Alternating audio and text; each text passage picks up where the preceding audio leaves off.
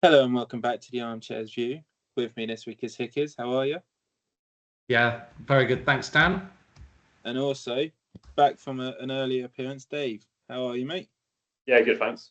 Good to have you back. Starting this week, there's a certain team that have obliterated the transfer record, or about to. A team that apparently don't spend too much money, apart from the Coutinho money, I'd imagine, still going. What do you guys think on this transfer? Well, yeah, it's a bit of a statement, isn't it, from Liverpool? They've had quite a few quieter windows. I don't think they've kind of spent this sum of money for quite some time. So yeah, it's an exciting time for their fans, I think. He's a big European name, isn't he? So it's going to be exciting to see what he can do in the Prem. There was a lot of clubs after him, weren't there? I think Munich, Man City. To be fair to them, they've done well to sort of grab him from them. But definitely, there was a lot of competition. So yeah, probably helps being champions, doesn't it? I think Slot's proven it, isn't he, this season? You can build on what's there. So he's a player that he certainly wanted. It'll be interesting. I think Slot's probably got a harder job this year because he had no expectation last year, especially now bringing in Fabian Wirtz for 150 million euros, I think is the figure. Frimpong, he's brought in. Kirkes is looking at signing, so he's spending some serious money this year. So I know we're not technically talking about Liverpool, but there's going to be some pressure on him this season. Oh no, you're absolutely right. I mean, yeah. In some ways, he had the perfect template, didn't he, when he took over from Klopp? I think we've discussed it a little bit on previous pods, but he clearly didn't change too much. He just made a few tactical tweaks. But yeah, and this, as you said, this is a big window for Liverpool now. You're seeing some players like Trent, sore topic still going out the door, and Wirtz is, and who else have they brought in? Frimpong as well. And Kirkes looks like he's signing as well from Bournemouth. Kirkes, strongly linked and looking like it's going to happen. So yeah, it's going to be a slightly different look to Liverpool next year. I'm quite interested. I think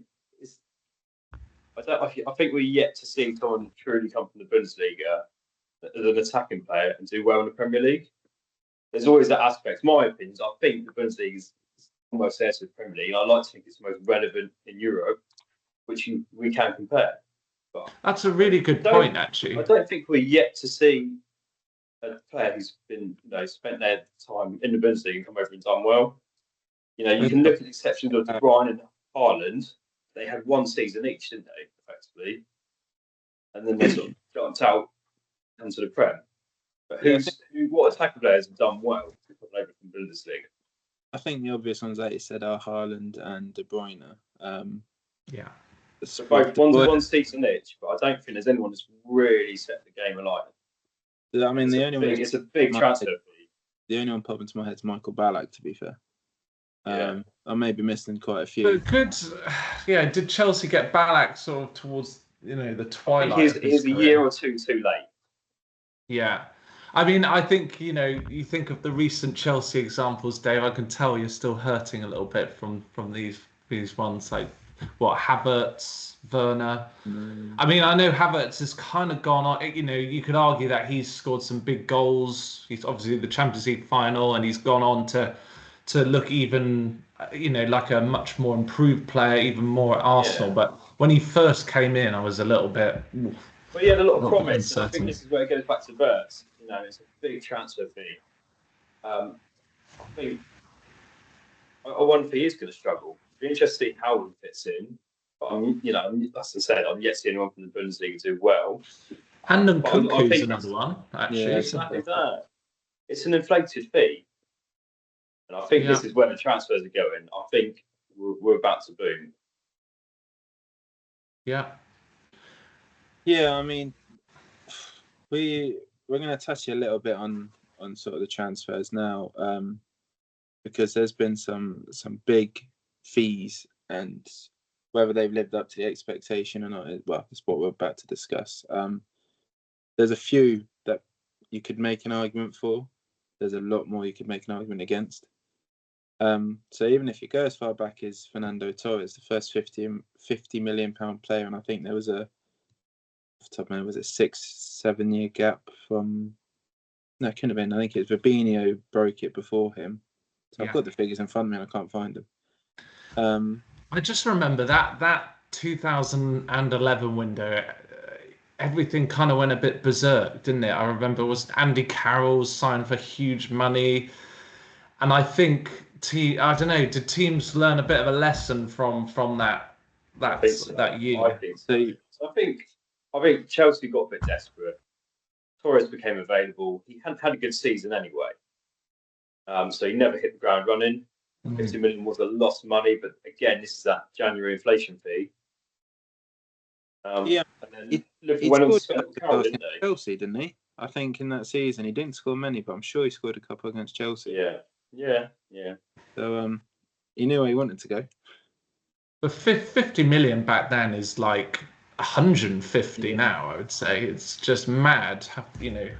How the figures have inflated. Only in the Premier League, 2008, Robinho went for 32.5 million, but we know City had just been bought, and that was really their first catalyst signing.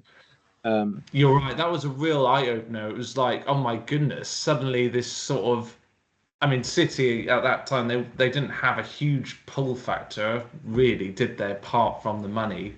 Well, he thought he was signing for Man United, didn't he, apparently? That's the rumour. Did he? Story. Yeah, he flew over. I think the quote is he didn't realise there was 2 clubs in Manchester, but I don't know if that's fact, but that's definitely a story I've heard many times. So that was in 2008, and then it was 2011 before Torres, which I know Dave, you're a Chelsea fan, you'll say helped win you the Champions League. He definitely got you through that semi-final, didn't he, with that? Oh, yeah, you know what? It's worth the money, isn't it? I personally think so. He played his part. Yeah, I mean... Had some glaring misses as well. But he done okay. Yeah. If you had brought a player like that in for like 15 million at the time, you'd think, yeah, he's been solid for us. But where it was 50 million, that's a hell of a lot of money. Yeah, it is. It is. Yeah. But that's just before financial fair play was really coming in. So Chelsea could spend whatever they wanted. They had, we had Abramovich. He could splash the cash. And then, again, has that also helped over the years? You're then inflating the fees each year, aren't you? You go, Torres is 50 million for 10, 8 goals a season across all comps. But you go, well, this player's got to be worth 70, 80. I think as well it showed where Chelsea were going and what they're aiming to be, because to take essentially Liverpool's one of the 2 of their best players, and you just went, yeah, we'll have him halfway through a season as well, which I don't think you'd find that happens often. Yeah, you don't see so many in January, do you, these days? No, I think that particularly with the financial fair play as well. I think players don't tend to settle, do they? The player won't settle down. So after Torres to Chelsea, the next big one was Paul Pogba for 89 million. And that was 2016. So that was another 5 years. I think that really hit because he'd left on a free originally, didn't he? Yeah, he joined Juve on a free, didn't he? And then they bought him back for like I said, 89 million. That I'm not sure that worked either. I think there's another one that was. Pogba was an interesting one because he had some games where he was absolutely brilliant, and seeing him sort of live firsthand, he was unbelievable, a real athlete, but then could pick out passes not many players could. Almost a moments man, wasn't he? He done very well for France. Was that you could look at that? Was that the beginning of the Man United rot that's there now? He always played very well for for France, as you said, Dave. Obviously World Cup winner. I think he won trophies at United. Yeah, I think it'd be Let's hard not to hear forget. at the start of the rot, though. I think there's a lot wrong with United. I'm not sure it all comes down to Pogba. No, not because of him, but he sort of faded away, and it all sort of went quite wrong for him, didn't it? In the end, Yeah, he I think fell he out. left. He left the club on bad feelings, didn't he? Bad terms. Mm. So He then, looked good under Solskjaer, though, didn't he? I mean, I'm pretty sure under Ole Gunnar Solskjaer, Man U had spells of really good form, and I thought Pogba was sort of like the main man, often behind that. But yeah, it seemed to did it kind of start to fall apart for him when Mourinho came in. yeah, potentially. I mean, I'm not sure he's done great under any manager, even Ole. No, I guess not. But yeah, a big fee, wasn't it? And overall, I don't think they quite got their money back, certainly, and especially with him leaving then on a free. So if you had any background noise, then my dog decided to come and try and say hello to my leg. So after that, then the record transfer wasn't broken until Jack Grealish, another 5 years. But after that Grealish transfer, it sort of took off really. Although the same year that Grealish went for 100 million, Lukaku also went for 97.5 million. So I know that wasn't over 100 million, just off it. And so that was Inter Milan to Chelsea. And if I remember rightly, Dave, you'll know better than me, but he was starting to look good, and then he done that stupid interview. And That's what ruined it. I don't know. I don't know if he really wanted to move. Rick's story goes he done it for Inter, didn't he? Because they were hugely in debt, needed the money to rebuild, and Conte wanted it. I think when Chelsea signed Lukaku, I think everyone was praising it. I think people thought Lukaku's returning with a point to prove. He's come, he had that success in Italy, and he started like a house on fire, didn't he? That's it. He had that game against Arsenal, and that's kind of it. Yeah, it's hard to understand like what went wrong. Something mentally. He had when he was at Everton, every time he went away with Belgium, an interview would come out similar to when he'd done with Chelsea that I'm looking to move up in my career. I'm looking to do this. I'm looking to do that. Which is all right in him saying, and I know he was good enough to do it, but then he'd come back to Everton and make completely different noises. Be like, I wonder how much it's the Belgian press. They've all done it. And Courtois, he ended up disappearing. Didn't return from pre-season for Chelsea. Pushed that Real Madrid move. You've got Hazard every time we had an international game. They talked to him about Real Madrid. It's almost they wanted to big up their golden generation to get him moved on. The golden generation that didn't really live up to much, did they? Both? No, exactly that. So I think Jack Grealish, I mean, Dave, me and you have spoken sort of before recording and have disagreed about this one. Yeah. I think he played a big part in their treble winning season. I think, like you do with Torres, I think he was worth the money for City. Yeah, it was 117 million, wasn't it? It's a big ask for one good season. They got their Champions League. 3 trophies. What did before they won it? What did all City fans, players, directors, owners? What was the goal for City? Well, it was obviously the Champions League, wasn't it? Yeah. And they achieved it. So I think if you said to the owners 100 million for a Champions League, it'd bit your hand off.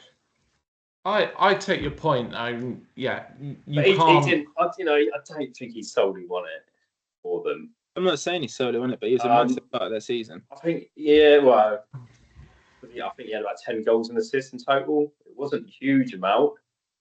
I mean, you can't argue with Dan in the sense that he started a lot of games in their most successful season ever, and he did have a number of goal contributions and some excellent performances.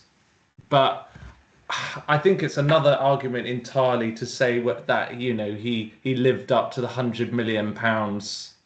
I think I'd like to see £100 million player sort of have repeated success over a period of time and have a bit more influence on games than he's So he got 5 goals and 11 assists in 50 games. 50 games, yeah, that's what I was just about to say. So 16 goal involvements in 50 games I've got here. You see, that's not nearly enough. He's got to be scoring more goals at a forward position. But how many did Haaland get that year? Haaland was the focal point there. So if Grealish is doing his job and creating space, or even if I'd be interested to see how many times he made the pass before the assist. And I know there's not a stat or anything for that, but Grealish is a player who has that about him. He makes things happen.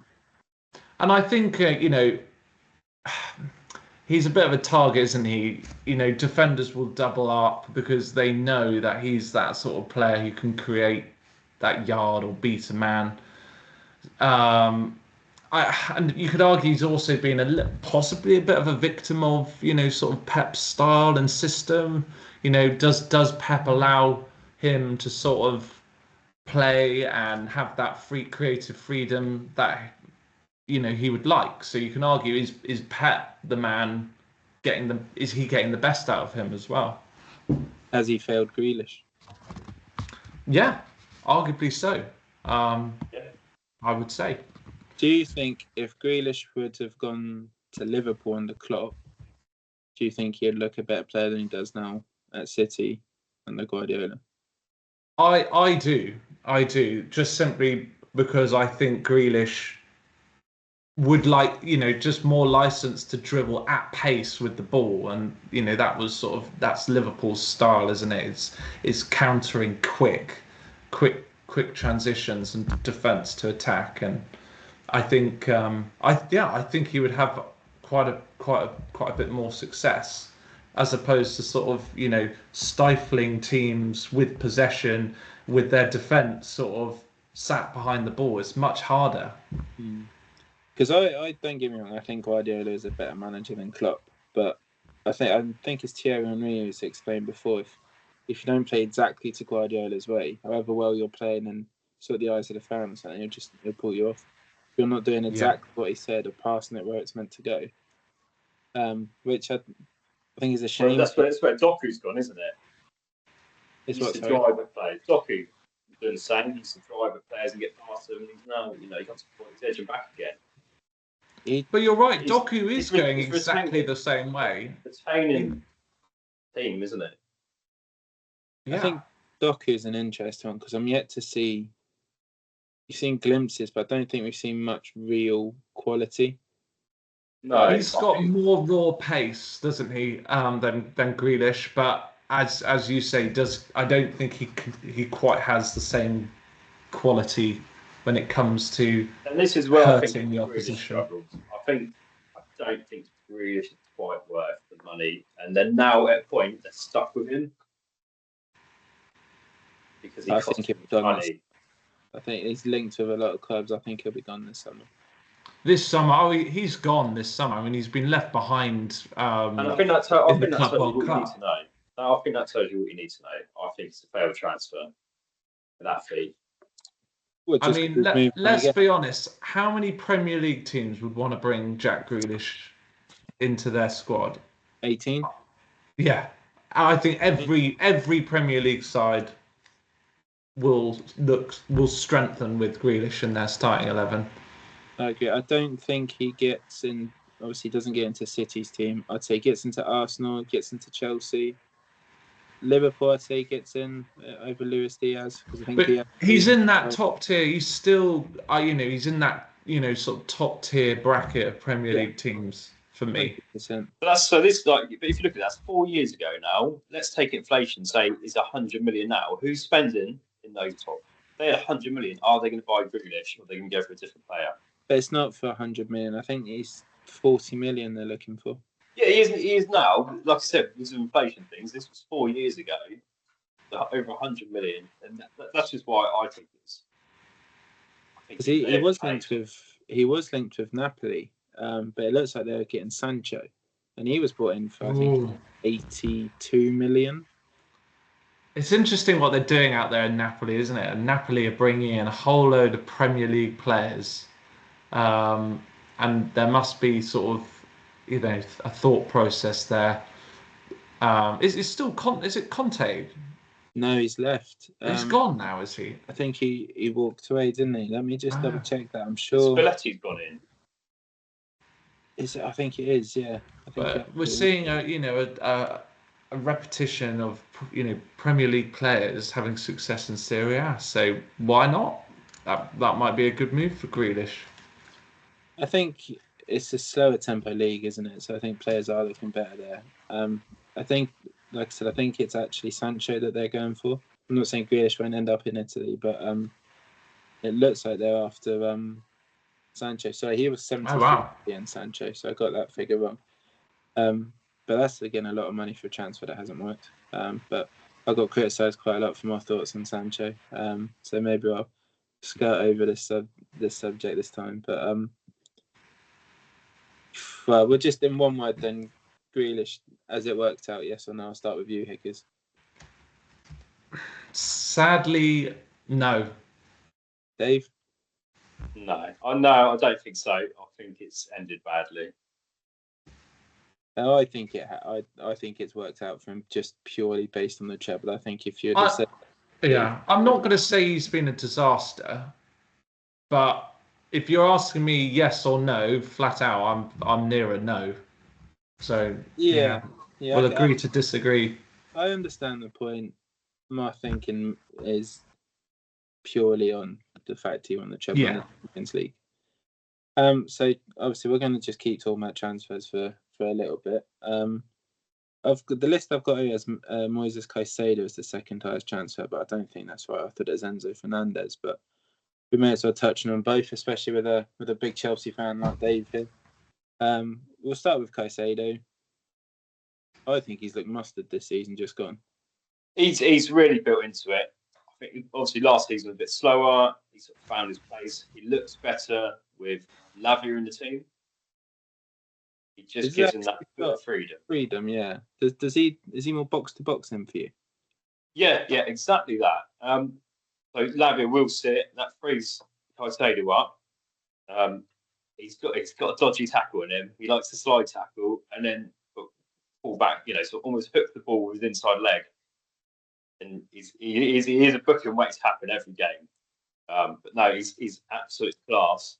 With Lavia, because I think we have struggled. We had Enzo and Caicedo, and they are covering the whole pitch between them. And Enzo doesn't have the legs for it, so Caicedo doing it for both of them. He's a one-man midfield. The Lavia and the team, really. I'm going to go on a slight tangent here because it's like music to my ears hearing Lavia, because he was possibly the most talented player that I've seen in a Southampton shirt. And it's just a shame that... Well, sorry? Ever? Yeah, right. Yeah, certainly right up there. As a young player, 18-year-old, he was unbelievably good. And it's just, a shame for me that we haven't seen more of him in a Chelsea shirt, because clearly he is getting the best out of the players that are around him. I think that's a massive statement to say he's probably the best to have come from Southampton, or you've seen play for Southampton. Honestly, right up there with one of the sort of natural talents. So let's just try and rattle off a few that you have through Southampton, because I think they'll be quite interesting. So Gareth Bale.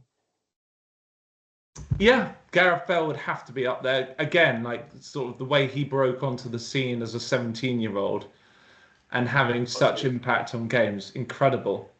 Long time ago, you've got Chuck Shearer in there. I was next, yeah. Theo, I know it's cliche. Theo Walcott was the same when he came onto the scene as a 16-year-old. He's right up there as well. Lavia at the top of that list. Right up there, Dan. Yeah. Genuinely, I'd have him. I'd have him arguably top 3, certainly top 5. Because I remember when he was playing for you and Everton had Amadou Onana, and there was regular conversations between me, you, and a friend of ours, Charlie, about who was the better player, and I stuck to it saying Onana.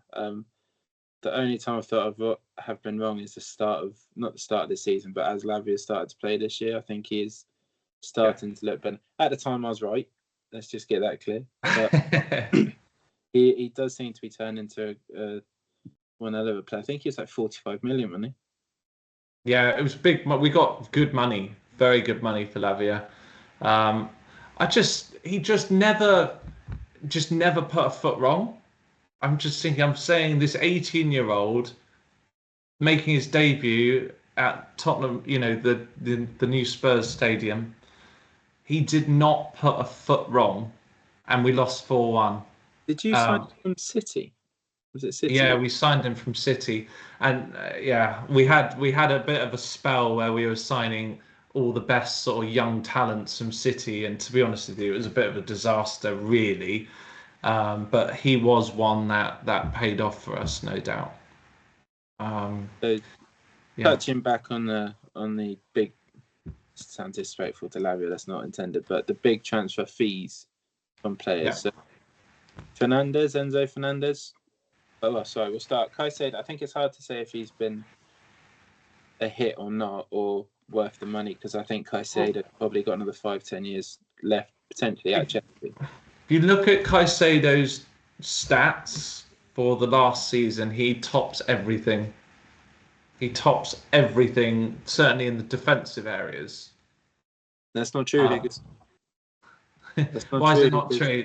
Prove me wrong. Prove me wrong. So for defensive stats, so tackling.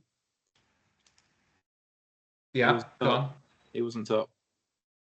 No, yeah, but he's right up there. Honestly, you look at every single one. He's right up there. Just want to be clarified. He's a common theme, and I think right, he's a player who goes about his business.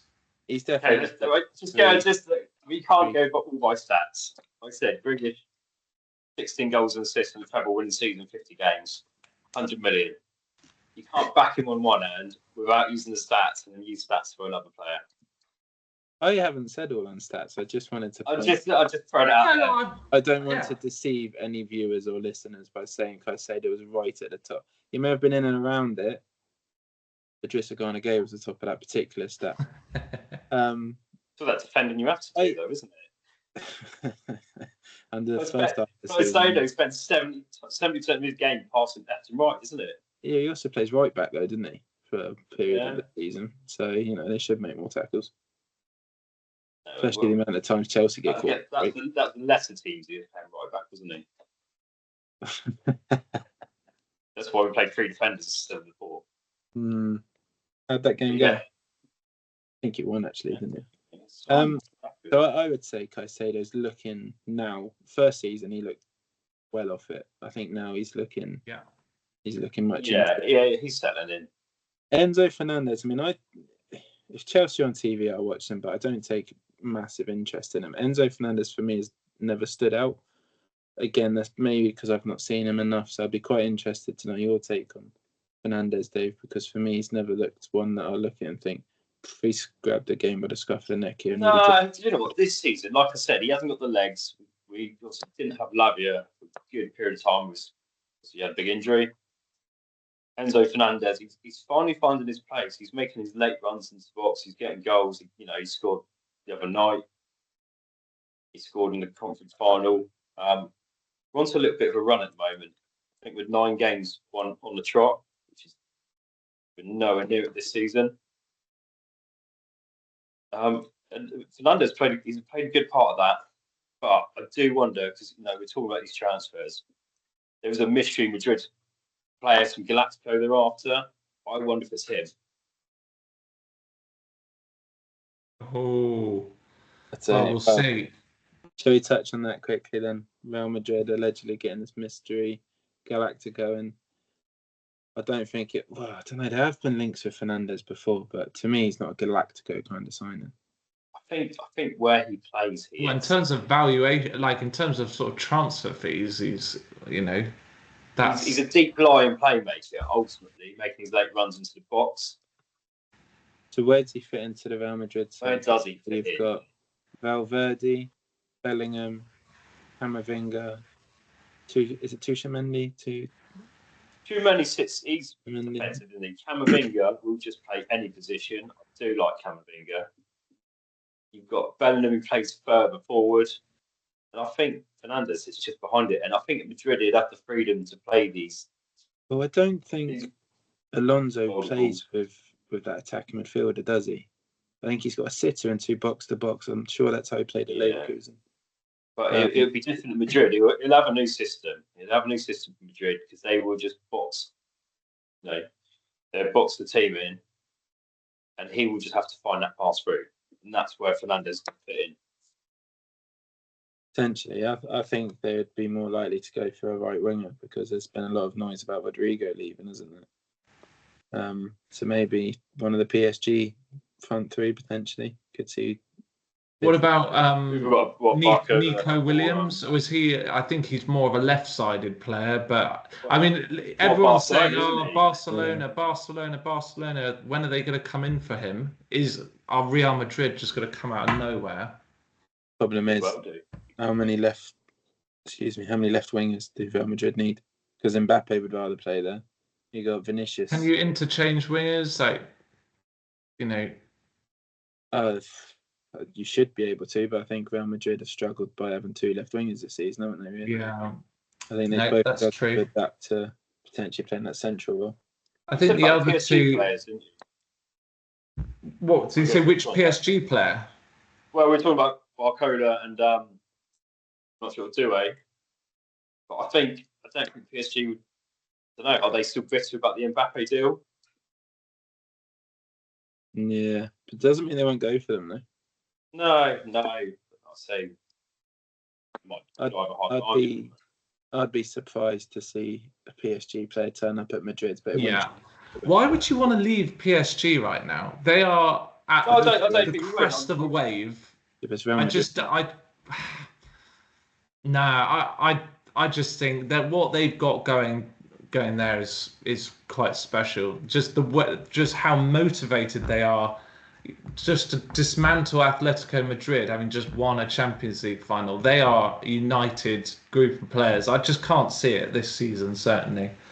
So, but then we've gone full circle again. So go back to Grealish, treble winner, and look how quickly it's turned around. That's a good point. City have formed. You're not on top for very long. Could they go for Grealish?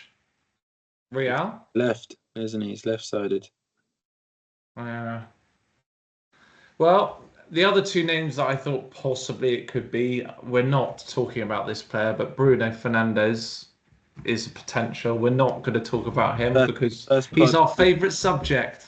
First pod, Mike's not on and Bruno still comes up. So yeah, Mike, if you're listening, Bruno's that's for you. Could it be Erling Haaland and Mbappe? It wouldn't surprise me again. With Real Madrid, it wouldn't shock me because I think they just want to go for a duel, don't they? That's exactly, and that partnership is what everyone sort of dreams of. But I just don't think the Galáctico strategy is the way to go, and PSG have proven that entirely. What about Isak? Yeah, I think it's quite strongly to Liverpool, but Isak could play any one of the front 3 positions. That's what they want. Absolutely. They want the 3 up front to interchange, don't they? Maybe he's the one. Yeah. So you could have, just talking like his football manager, but you could have Vinicius, Mbappe, and Isak. That front 3, would be absolutely dynamite. And they didn't have the greatest of seasons this year, so they need to make a statement signing. Yeah, but is Alexander-Arnold not a bit of a statement? Not when Rodrigo's playing right back as well as right wing at the moment. That's why I wonder if Rodrigo will stay. I think there's been a lot of noise about Rodrigo leaving, isn't there? Apparently he wants to play in that new stadium on the banks of the Royal Mersey. Unconfirmed reports. Over in Vauxhall, isn't it? Sorry? So it's over in Vauxhall, isn't it? I think Rodrigo could potentially end up at a number of clubs, couldn't he? I reckon he could go anywhere. Newcastle? I rate him. He's really good. Newcastle, I'd say, do need a right winger because I know Jacob He'd fit right in. But I'm not sure. It could happen. It's too much of a step down, maybe. Chelsea? Do they need a right winger? We always need wingers. Always need a right winger. You've just lost. No. Do Chelsea need any players? Chelsea, in my opinion, need 3 or 4 starters. Well, we're not ready for this conversation, but we need a left winger because Sancho's now gone and Mudryk is gone as well. Less said the better, maybe on Mudryk this week. So we'll wait. We'll wait until we find out a bit more on that. At the moment, it's very fresh. We haven't really got any information yet.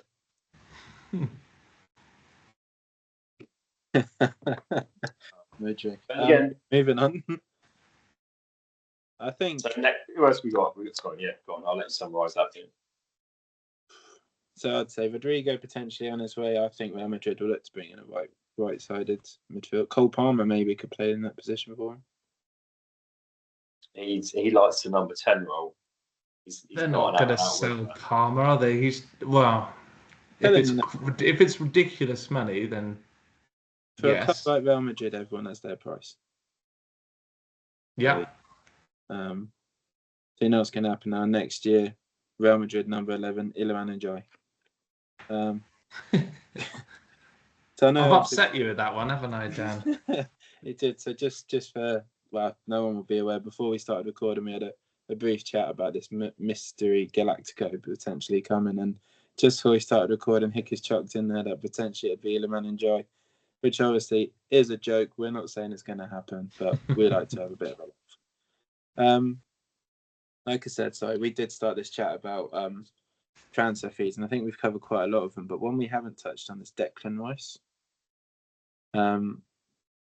Again, similar to Caicedo, and to be fair, Fernandes, he's probably still got 5, 6, 7 years left at least at Arsenal. I know he's changed position this year; he's more box to box, but I think he's been a great signing for Arsenal. I couldn't agree more. I think, I discussed him a little bit when talking about my team of the season, which he obviously made. But I mean, he's had immediate impact and consistent impact since he's been at Arsenal. And I think I mentioned this previously. I really like how he's added sort of attacking sort of facets to his game, goals, assists, free kicks. We're learning that actually Rice has more to his game than maybe we all initially thought. Big fan of Rice. Just on a separate note, I'm kind of intrigued that a lot of these top transfer fees, they're all sort of centre mids or CDMs, which I find quite interesting. Players that are maybe they're teams are looking for that player to sort of control the match, set the tempo, the pace. Well, Bannon's in these transfers as well, isn't he? He's gone for a huge fee. Yeah. Who is that? Sorry. Bellingham. Yeah. Well, I mean, I think he's class, to be fair. Bellingham. The top 4 that's it, is all central midfielders, and then 5th and 6th is Grealish and Lukaku, and then back to Pogba. So again, another central midfielder. Yeah.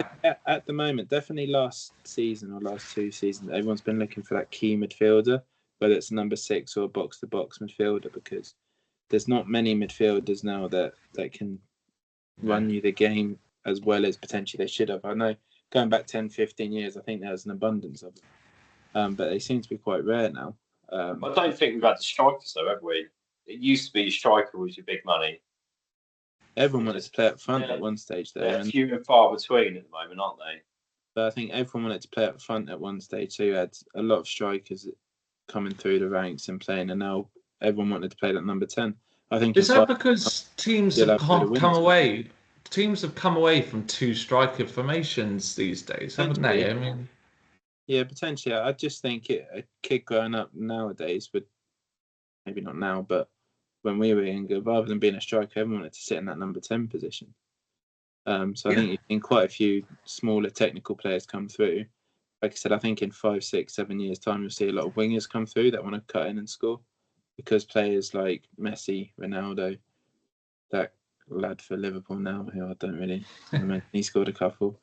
But you don't see those striker pairings, you know. I'm just trying to think of some classics like Niall Quinn and Kevin Phillips. Do you know what I mean? It's always it's a winger working with a sole striker. Shearer and Most Son. obvious example is Son and Kane in, you know, sort of more recent times, or Mbermo and Wissa. Yeah, but they're not two strikers. This possession ball. It's possession football, trying to pin teams in, and that's where I think that comes in. I don't think, to be fair, we've come completely on a tangent here, but football's not as enjoyable to watch anymore, I don't think, either. Where is it changing? I think it's about to change soon. I do think people are getting slightly fed up and frustrated with the pass left, pass right, pass back, pass left, pass right, pass back. So I do think I think it will change with potentially a team like Chelsea or like a Newcastle will come in and win the league playing a completely different way, and teams will think, no, there are other ways to do it. So, football always, I think football always adapts, develops. It changes all the time. So, yeah, there's cycles. There's definitely cycles. Exactly. Everyone wants as you just said, Dan, a team will be successful, and everyone will unpick how on earth they, what on earth they did to achieve it. Chelsea will win the league with the lap up front, and everyone will get that big man back up top. That's what I'm waiting for. Everyone wanting a big centre forward again. Those were the days. Just like did anyone see his debut? By the way. Yeah. I didn't watch the game. I see him getting highlights of it. Yeah, I mean, by the sounds of it, he wasn't playing brilliantly to begin with, but then grew into the game and obviously got a fantastic assist. The cross was that's his weakest foot, wasn't it? As well, I thought.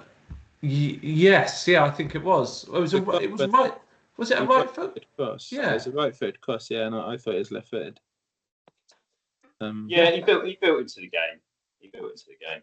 I think it's hard to judge players in their first game as well, isn't it? Absolutely. I don't know. With this Club World Cup, it's competitive, but it's not. Chelsea went with a strong team. LAFC, we haven't played American teams, so you just don't know what you're up against. Very much like South Americans, always very surprising. Yeah, I think. To be fair, the only game I've actually sat down and watched was Real Madrid versus Al Hilal. Hopefully, I've said that right. That was last night, wasn't it? Yeah, that was a lot closer game than I thought. Obviously, Real Madrid missed a penalty, or Valverde missed a penalty in the 90th. Al Hilal had chances, didn't they? I mean, they kept attacking with the three. It was almost 3-on-2, but they just didn't quite put it away. Real Madrid, I don't think looked good at all. And again, it's hard to judge in this tournament, but Alonso's got a lot of work to do there. Yeah, he does. But, there's quite a few new players being embedded there in Madrid. I don't think they'll be too worried. You look at that Al Hilal team, it actually looks quite strong on paper. So it's probably one of their tougher games. Did you see Real Madrid's goal? Admittedly, I haven't seen yesterday's highlights. I've seen quite a few of the highlights in the tournament, but not yesterday's yet. So you have to talk me through it. I did see Garcia's goals, and he done like a bit of a chip sort of thing. It hit him about 3 times, and then it looked from first take. It looked like he just knocked it over the keeper. It was the young lad who scored, wasn't it? Yeah, I think it's hit his standing foot, and then he's sort of he's tried to place it, and it's not scuffed it, but he's mishit it, and it's just like those double hit penalty sort of things. Yeah, so because first looking, I was like, oh, that looks like a bit of a weird finish, and then they showed the replay. Obviously, it zoomed right in on him, and you're like, he ain't meant that. He's not meant to finish. I mean, the goal's a goal. Fair play to him. But it did sort of make me laugh, that one. I mean, I must say that I've got very real mixed opinions on the Club World Cup, and we'll keep it brief. But I've enjoyed seeing as Dave said, I've enjoyed seeing some teams that we never have the opportunity to see because their kickoff time is when we're sleeping. I loved seeing Boca Juniors, and the support that they had was unbelievable, and quite possibly one of the most aggressive approaches to a game I've ever seen. Benfica they played. Yeah, Benfica. They were 2-0 up. Sadly, were pegged back, but I've kind of enjoyed that aspect and seeing some of the Saudi teams and seeing what what they're about. But then you've also got some joker teams. Let's be honest, like the Auckland, who got absolute. They're semi-pros for God's sake. It loses credibility. I think it's a joke they've been put in it, but fair play for them. They've turned out, they've given it a go. They've had to take time off work in that. Like, fair play to them for being there. I mean, God, absolute respect to them. I have the utmost respect for them. And what an absolute dream come true to play the very best. But as a credible tournament, I think it's got some work to go. I think they'll look at it after this year and make a few changes. They'll find a way to get some bigger European teams in, I reckon, as well. Like there's no Liverpool this year. I think there's no AC Milan. I think they'll find a way to get. I think there's 2 German clubs in there, isn't there? But you'll slowly see a way to get some. And then I'd imagine as well, Saudi will get another team in there because Ronaldo missed out this time, and I don't think that would have been the intention when this whole Club World Cup came about. I'd imagine they wanted Ronaldo and Messi in it. Oh yeah, I mean Ronaldo was desperate, wasn't he? He was doing anything to get out of Al Nassr, and he was making noises in the media, but just didn't quite happen, did it? I think he's out of contract now as well, isn't he? Yes, I think you're right. So yeah, we'll see. We'll see where he ends up. He's not going anywhere for another year or 2. What, from Chelsea? Maybe as in he's not retiring. Going back. You what, Dave? Sorry. Ronaldo will be that Galáctico. There he is. He's back. He's back. There we go. We've solved it. I think Ronaldo will probably end up at like Sporting Lisbon when he back to where it started. I'd imagine that's where he'll finish. He's tried that with United. I mean, that's not where he started, but he did all right when he went back. He didn't do too bad. No, you're right. You're right. He scored a lot of goals. Able management. I think he would have been a more effective. More effective is the wrong word, but he would have been there another season, I think. Yeah. But he also had to take it on the chin that you're not starting. You'll be coming on last 20 minutes after. He couldn't handle that. That was the problem. In my opinion, that was the problem. And I have a lot of respect for the way Ten Hag managed that situation at the time. Ten Hag had his... he wasn't perfect. He had a lot of criticism, but I actually thought he dealt with that situation the best he possibly could. And I think it will be interesting to see how he does with Leverkusen now, because his reputation's taken a bit of a knock, isn't it, at United? Yeah. So, and what's his first move? Signed Gerald Kwanzaa for 30 million. That's kind of breaking news. I mean, Chalky will be ecstatic at that news, I'd imagine. He's a Liverpool fan. Yeah. I mean, he put it straight in the podcast group chat, didn't he, when it was accepted, saying that they've had Leverkusen's pants down. So I think that tells you about that transfer. Yes. We'll see. It might work out. You never know. Different league. What it comes down to, it depends. What's his first 5 fixtures? We've had the fixture release out, haven't we? Well, what? Not for Germany, we haven't. No, the Prem. The Prem ones are out. That was something we were going to touch on, and I think if we have a quick look at everyone's first, not everyone, but I've got it down from Opta here, who they think are the hardest starts. Now, I just want to quickly touch on that from you two. Do you two think you can rate something like that without a ball being kicked, a hardest start? Yeah. Before last season would have started, how you wouldn't have put Forest as a hard game, one of the harder games, and they were like 3rd come Christmas time. I mean, they're going to base it on how on how the teams were performing towards the end of the previous season. So, yeah, it can't be fully accurate. It can't be fully accurate, but it's an interesting guide. I think you can only see it as a rough guide.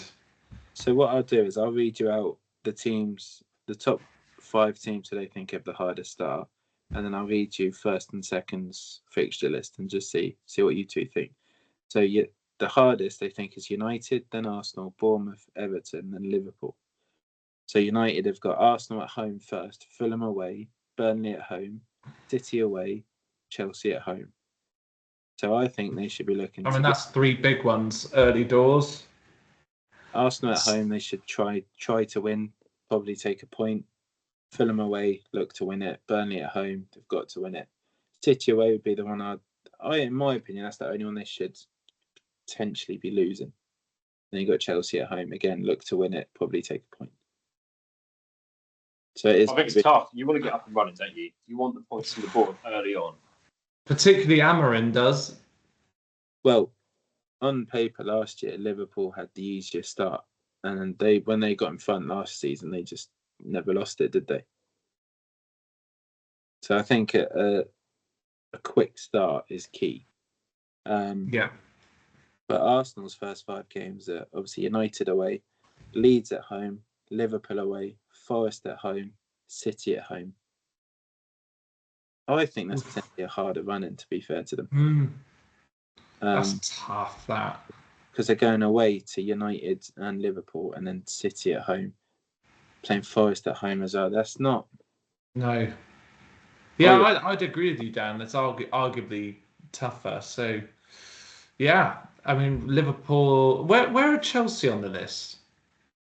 Towards bottom. I think we're 3rd or 4th. Right. We've got a nice, steady...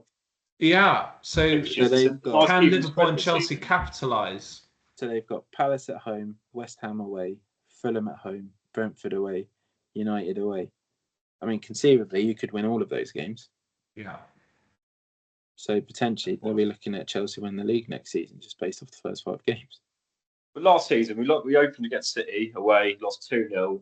We then went home to Wolves, won 6-2. We had 1-1 away at Palace, 1-0 to Bournemouth at home, 3-0 to West Ham at home. And then we were off. Yeah, Chelsea, you had a strong start, didn't you, last year? Chelsea. I think I don't like judging fixtures before the season started because, especially this early, I mean, we don't know who anyone's bringing in. I mean, there's going to be a lot of business this window. Chalky's been a big one, obviously a regular on the show, who's pushed that this transfer window is going to be crazy. And I think he's going to be absolutely right. I think we're going to see some mad deals. Well, if you're basing it on the deals that have taken place already, at this early stage, then yeah, he's right. If it continues, I think July will be. I think it'll be quite quiet, and then I think July will come, and it'll just because it's a new PSR financial year as well, and I think you'll start to see some bigger moves. Potentially not bigger with the Wirtz move. I think that'd be the biggest of the window, but I think there'll be a lot of dealings this summer. Hopefully it keeps us all entertained and give us something good to talk about on the pod. Sure. I think the other interesting thing, there's no Boxing Day games this year. Is that correct? Yeah, I've seen that as well. I'm not sure why. They're still packed around Christmas though. I think it's the 27th. There's a few on the 27th, isn't there? But there's none on actual the 26th. Yeah. The 26th is a Friday. That is interesting. I mean, that is it's a tradition, isn't it? Boxing Day games. So I assume there's none on Christmas Eve then either, on a Wednesday. There won't be any then. So normally that week's quite good for football, isn't it? Don't know. Yeah. No, they're usually doing works on the train lines, aren't they? So that's what it comes down to. Yeah, and I think as well, you're not allowed to have 2 home games or 2 away games in that period. So that was something that was sent to me today to have a look at. And then I thought that was interesting because Everton played Burnley away on the 27th and Forest away on the 30th. So either what I was sent was wrong or something's gone bad. On that note, Dan, obviously first home game at the new stadium, at home to Brighton. Now, let's be honest, you've not had the best sort of recent history with this fixture. So how are you feeling about it? At home, we've not been great against them. Yeah, at home we've done well. Away we have done well. Yeah, but it's at home though. It is, but it's a new home. So in my opinion, as much as I love Goodison Park, all the bad stuff. Neutral ground. It's a neutral ground. Right by the sea again. All the bad stuff that happened at Goodison, leave it behind. I mean, if something goes in our favour that's worked at Goodison, yeah, bring it with us. But I think I don't think Brighton will be looking forward to that game. No, I don't think it's not a great. You can look at it tell you two what, it's ways. the best time to play. It's the best time to play him. Yeah. Before you build into a home. I would rather have played Sunderland. They'd have been, if I could have picked someone, I'd have chose Sunderland. Oh come on, you had a shit team for the last one at Goodison. Yeah, so I'd keep that going. But I just think if you were going to offer me any team, Sunderland would have been the team I'd have chosen. Or maybe a Burnley. But I think, we'll beat them. I'm confident. There's no idea. To be fair, Brighton, as you know, they will give you plenty of opportunities to score. If we're basing it on last year, they were so hot and cold that at one point they looked like one of the best teams in the league, and other games they looked absolutely shambolic. The game when Moyes was in charge against them down at the Amex, I think Moyes done a number on Brighton. I think the manager's inexperience potentially showed in that game. So I don't know how to pronounce his name. Hertzler? Hertzler, yeah. I think his inexperience potentially showed there. Oh, he's so arrogant as well. I can't stand him. Sorry, on another note. Hopefully Moyes can do the same again. But I think a lot of, again, this is mainly just talking about Everton. Everton recently have thought, God, that's a tough game. Not looking forward to that one. Choose another fixture. Not looking forward to that one. I want it now to be, God, we've got Everton in the first game of the stadium. I'm not going to enjoy that one. And then Leeds away first game of the season. I want them to be thinking they finished the season well. This ain't going to be an easy game. I think the whole culture and sort of mentality around Everton now needs to change, and not thinking, we're going to be in that bottom 4 or 5. No, let's push it. Like if Bournemouth, Brentford, Forest, Brighton can all be pushing for that spot, then there's no reason why Everton shouldn't be, especially with a couple of good transfers this season. I couldn't agree more with you. I think it's the perfect opportunity now for Everton to change that mindset that they've had for the last few years. You know, as you say, completely new environment, and that's why it's kind of a big year, isn't it? It's a big year to set the tone for future years to come. It's the most excited I've been for 3, 4, 5 years, but I think that also helps if I don't think we're in much financial trouble anymore. Which is Spurs said the same thing. But Arsenal, this new stadium move, it doesn't always pay off, does it? It does. It takes time. If you look at the way the Hill Dickinson Stadium has been designed, the fans are still right on top of the pitch. How many other of those new stadiums can you say that for? Definitely not West Ham, not Arsenal. No, but Spurs have got that big stadium. They got that, this big stand behind the goal, haven't they? To be fair, the Spurs stadium is like a quadrant. I've been there a few times. It's steeper. Is it so? From the video clips and the photos I've seen, Everton's new stadium looks bloody steep. I mean, I'll try and dig some photos out and put them on our socials, just in case anyone is interested in Everton listening, just to have a look. But I'm not so worried about it, just because I think if you look at what the fans that go week in, week out have done for the club in the last 3, 4 years, in my opinion, second to none, and is them and Pickford are the reason we haven't gone down. In my opinion, I think if you look at the coach welcomes and the fact that even at 2-0 down to Palace, the fans didn't give up. Last game of the season to Bournemouth, fans again didn't give up. Even we dropped into the bottom 3 at stages in that game, but you wouldn't know it if you're in the stadium. So I think Everton, I know everyone will say this, but Everton is a unique club, and I think once teams start coming to the Hill Dickinson Stadium, they're not going to enjoy it. And I think Moyes is the perfect man to make that happen. Well, yeah, and that's definitely what Goodison Park was renowned for, wasn't it? And Everton was a cauldron to go to. Away clubs hated going to Everton. Especially Especially under Moyes. I think we've lost a few years, but under Moyes, I'm looking forward to it. So, yeah, it'll be fascinating to see. Certainly. Just before we finish, we put a bit of a poll out on our TikTok today about Soccer Aid. I know the three of us had a bit of a chat a couple of days ago about it. So the poll we put out was just asking if people had seen it, and it was a close vote.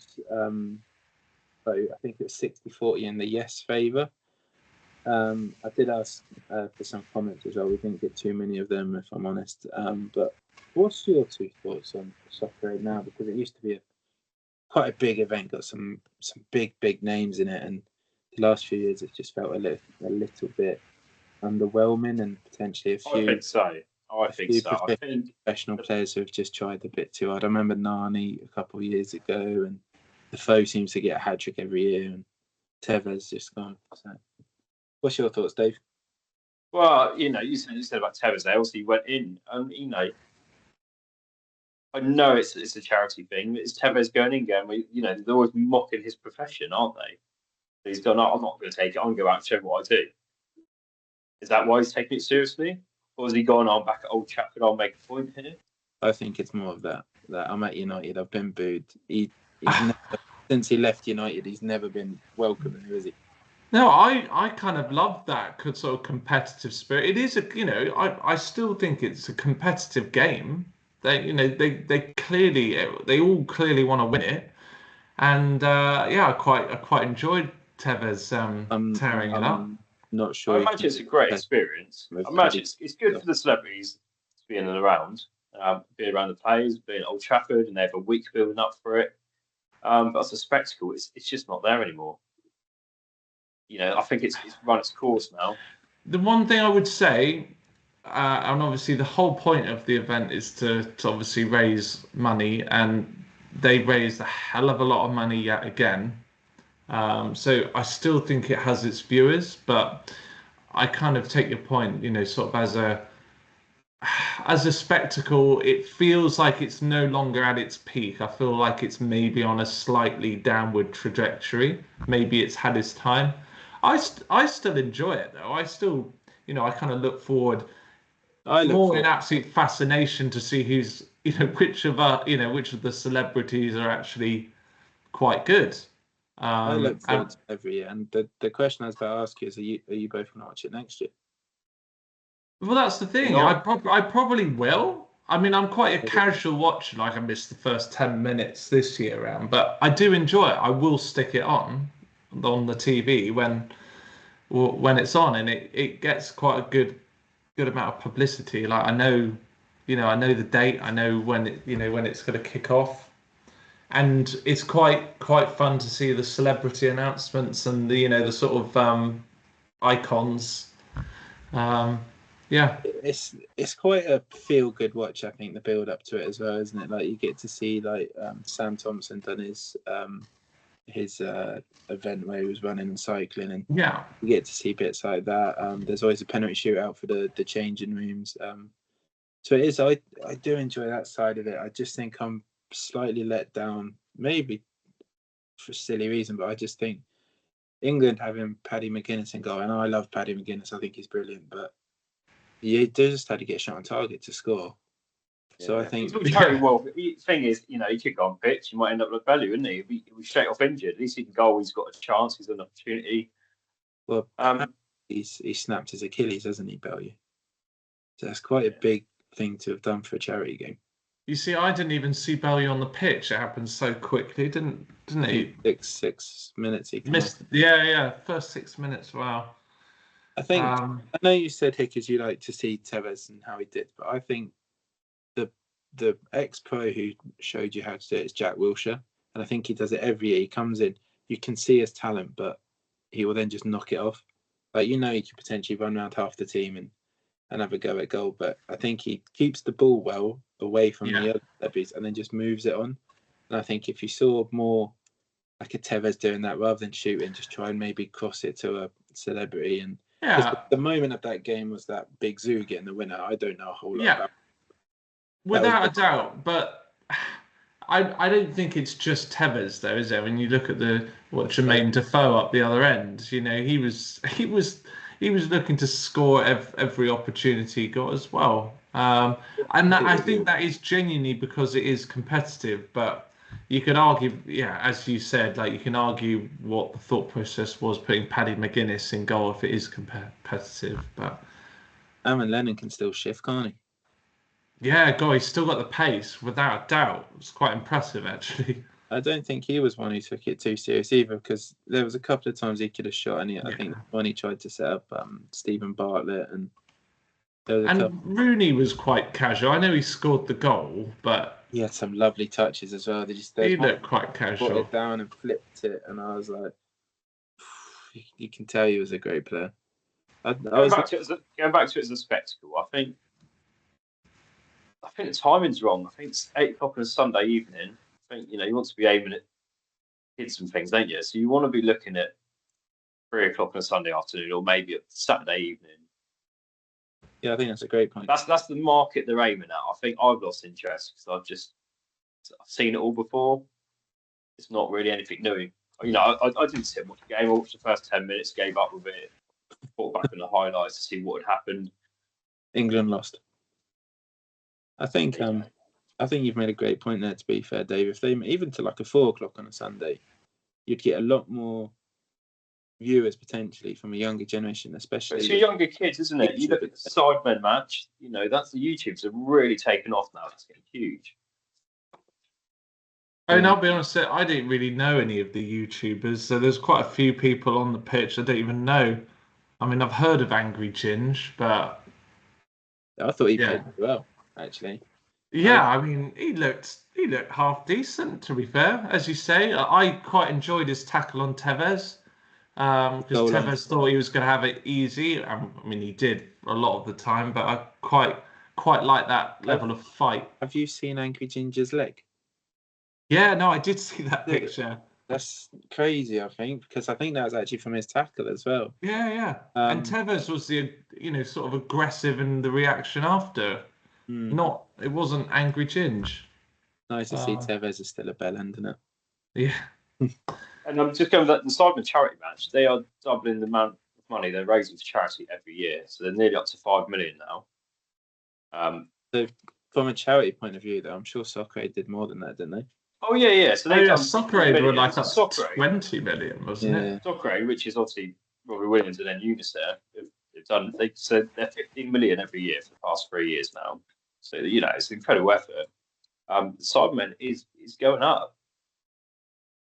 It just makes you wonder. Like I say, but they stick it on a Saturday afternoon, don't they? You appeal to the market.